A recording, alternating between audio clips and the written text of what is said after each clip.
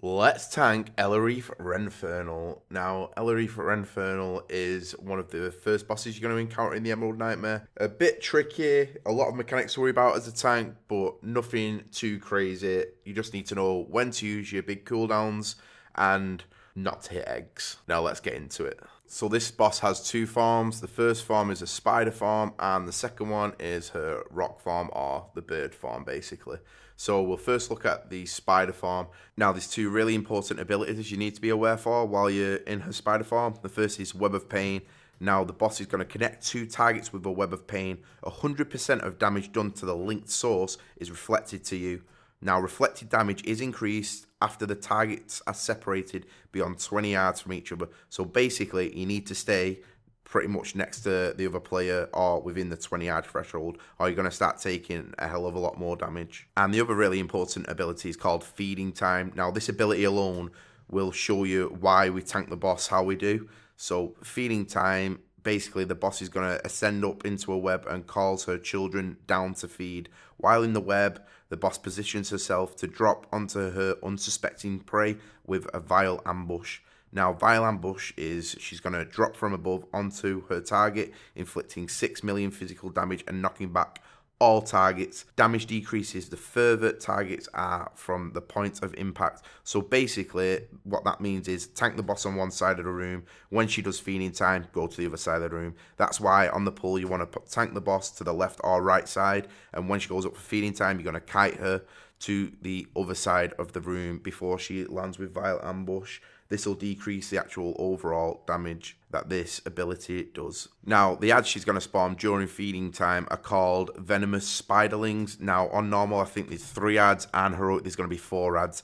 Now, these ads on Heroic have 2 abilities. The first is Dripping Fangs, which will poison the current target and inflict 18,000 nature damage every 1 second. This effect does stack. And the other ability is Venomous Pool, and basically once they die, they drop pools which inflict 113,000 nature damage every 1 second. So basically with these ads, what you need to be doing is every time the boss goes up into the air, you need to rotate what tank's targeting the boss and what tank is tanking the ads, because the Dripping Fang debuff lasts way longer than the time between Feeding Time. So every set of ads need to be tanked by the other tank basically. And you want to also keep the ads separate from the boss because of the pool that they're going to drop, but you need to stay within the 20-yard threshold, or you're going to be taking a lot more damage from the Web of Pain ability, which you don't really want to be doing. Now, during this time where the ads and the boss are up and you're getting into position, that's when I really highly recommend using a damage reduction cooldown. Nothing too major, but make sure you are got both cooldowns on tank, so you've both got a damage reduction up, and this will drastically reduce all the damage you're going to take at this point in the fight.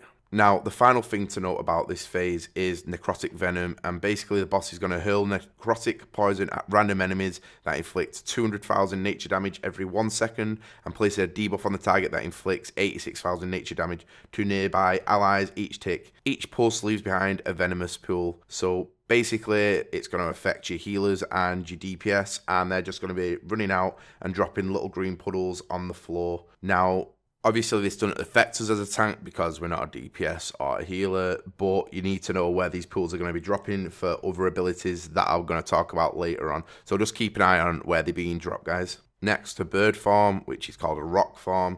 And the main few tank things you need to worry about are Raking Talons, which rakes her talon across her current target, inflicting 2.5 million shadow damage and increasing damage taken from consecutive Raking Talons by 100% per stack.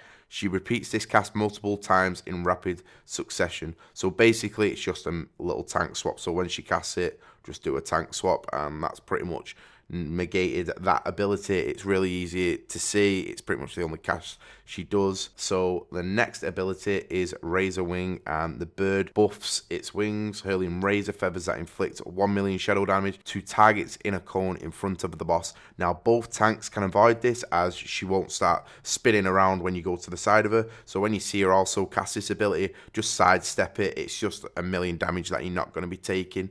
It's pretty pointless to take the damage if you can totally avoid it. Now, the next ability affects everyone, and it's called Gathering Clouds, and basically the boss flings quills at all targets for 433,000 physical damage every 1 second and pushes everyone back Now, the pushback's not too bad. Basically, you can just run against it and it won't push you off the cliff or anything. But you can put you back to walls if you're worried that you can't run forward for some crazy reason, which pretty much everyone can. You just press your W key and you'll just fight automatically against it. Now, at this time, your healers should be using some kind of minor cooldown, like, I don't know, an aura mastery or something like that. I don't know. I'm not a healer. And that'll pretty much negate the whole damage of the thing if you just do your basic normal rotation and use minor like CDs. But it's nothing really to worry about on heroic. Just make sure you're running against it. Now, Shimmering Feathers fall from the boss's wings, granting the bearer increased jump height and the ability to leap onto spiderlings, instantly killing them. Now, for this, you just want one of your tanks to get this and head to the second platform, because once she casts this, basically, she's going to start heading to the next platform. So one tank's going to be running across there with a healer just to pick up the boss, and the second tank's going to be running across the web. Now, unfortunately, I didn't actually pick up one of the feathers. I did the web running, which took me a few pulls to get a hang of because I kept missing the web like an idiot. But hey ho, shit happens sometimes, right? So basically, if you get a Shimmering Feather, you get an extra action button, which hopefully you have keybound, and when all the spiderlings are on the other side, you can stomp them and they instantly die. But just remember that when they die, they are going to leave green puddles of bad on the floor, so you need to be tanking them somewhere away or out the way for all the other mechanics that we're going to look at in a second, which make it really bad if you put them in a bad spot. So if you get a Shimmering Feather, jump across, tank the boss. If you don't, run across the webs. Don't hit the sacks because they spawn more ads, which you don't want to do. They're pretty easy to avoid. One little platform in the middle is a bit tight, but it's nothing too hard. So just dodge the eggs, get across, grab all the ads, and then put them in an area quickly. Use a big cooldown for these because they do hit, so I recommend using Shield Wall here or calling for an external and using a minor 20% damage reduction ability, just so like all these ads aren't going to rip your face off, because a lot do actually spawn. So you just need to be aware of that. Pick them up, tank them out the way, kill them, get back on the boss, do your taunt swap because she's still going to be a rock farm in this point. So the last thing you need to be aware of is Darkstorm, and Darkstorm's going to conjure a Darkstorm and flies to another platform, which I've already just spoke about. The storm inflicts 60,000 shadow damage every 1 second, and the damage increases 5% every 1 second until the targets enter the Eye of the Storm. Now, the Eye of the Storm is basically the other platform. Just get to the other platform and stop taking this ticking damage, and at the same time the other tank's going to be running there. One tank's going to be fine. The one who's picking up the ads is going to be taking this damage, getting hit by the ads, so it's just a lot of damage. So as I said, make sure you're using your cooldowns effectively. So last but not least is Twisting Shadows. The boss causes shadow tornadoes to form on random enemies. After 10 seconds, tornadoes appear at the enemy's destination that will pull nearby targets into them, inflicting 123,000 shadow damage every 1 second for 4 seconds. While the dark winds are forming, the target can disperse venomous pools. So this, for us, does not affect us one bit as a tank, but it does kind of for positioning, but it doesn't in the overall goal of things, because we don't get affected by this debuff, but it's something we need to be aware of. So what your DPS or healer or whoever gets this ability should be doing is them green patches on the floor, they should be running over them, clearing up a good pathway for you to get onto the spider webs for the interval phase, and then running off to the side away from the green pools and dropping them on the ground. Because if them tornadoes are up near the green things, when she does like a big cloudy ability that I went over, she's going to start spewing green like shit all over the ground. You don't want that to happen, because it means all your raids going to start getting absolutely pasted, because obviously people are going to get hit by swirls on the ground. They're hard to avoid for some reason, and it just makes life an absolute living hell. So the tornado should be dropped on where you're tanking in the spider farm, so to the left or right of the first platform, and then once again when you go over, just away from them green puddles I talked about,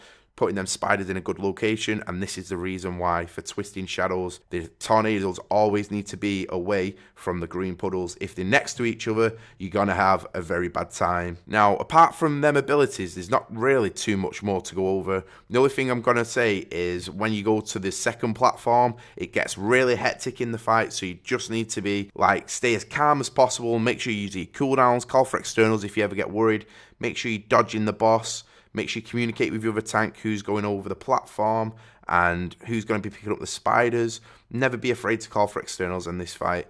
You just want to take as little damage as you can, especially during the interval stage. If you can get across that bridge and kill them spiders, you've pretty much got a kill. Like, we lost 5-10 players in our 30-man raid, the first kill, and we still managed to kill this boss with pretty a very easy kill. Like, it can get hectic, but if you just keep calm, keep it under control, this boss will down and you'll get some nice loot off it. I hope this guy helped you guys. It's not my best one. I'm not too happy with it, but it's one of those where there's that much to talk about because of the 2 phases. It's hard just to cram into like a 10-12 minute guide. I don't like my guides being too long, so I do hope this helps you get the kill. Please like, comment and subscribe, and the next fight I'm going to be going over is Dragons of Nightmare, which has a ridiculous amount of abilities, but it's a really short tank one because we've only got to worry about one ability pretty much. So I'll see you guys on my next video.